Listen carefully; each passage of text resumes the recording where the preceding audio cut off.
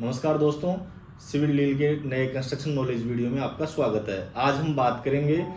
Construction के दौरान होने वाली बेफिजूल की देरी के बारे में। पहली देरी जिसमें आप स्वयं और आपका लेबर और कॉन्ट्रैक्टर दोनों जिम्मेदार होते हैं, और दूसरी देरी जिसमें आप स्वयं जिम्मेदार होते हैं। तो पहली देरी तो क्या है, एडजस्टेबल मोड पे हो जाता है कि दोनों की वजह से देरी हो रही है, तो ना तो आपको कॉन्ट्रैक्टर और लेबर परेशान करती है, और आपको भी पता है कि कुछ देरी मेरी वजह से हो रही है तो कुछ देरी उनकी वजह से हो रही है। दूसरी देरी जिसमें केवल आप ही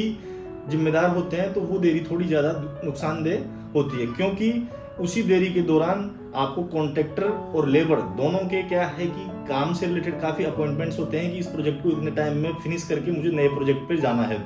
तो उस नए प्रोजेक्ट में जाने के लिए वो जल्दी से जल्दी करना चाहते हैं, और जब अगर इस तरह से प्रोजेक्ट में कहीं डिले होता है तो फिर आगे की समय के दौरान वो उस काम को जल्दी से फिनिश करना चाहते हैं, जिसकी वजह से कहीं ना कहीं हमारे को क्वालिटी से भी समझौता करना पड़ता है। तो इस तरह की चीज़ें नहीं हो जिसमें आपकी तरफ से देरी हो रही हो, तो उसके लिए हमें चाहिए कि हम सबसे पहले जो हमारी प्री प्लान है, तो हम अब बजट एनालिसिस करके उसके अकॉर्डिंग ही कि कितना बजट हमें किस दौरान चाहिए होगा, तो वो हम पहले से ही उसको जमा करके रखें।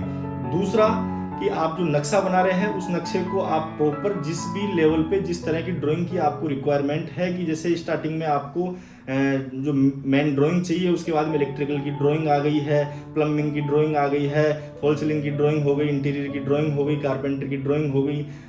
स्टील आयरन की ड्राइंग हो गई। तो वो हमें समय समय पे जब हमें नेक्स्ट लेवल पे जाना है उससे पहले ही वो